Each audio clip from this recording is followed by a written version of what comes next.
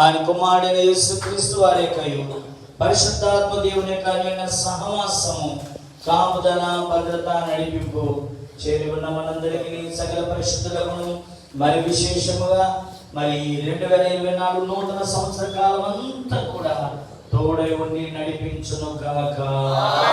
ఆమేన్.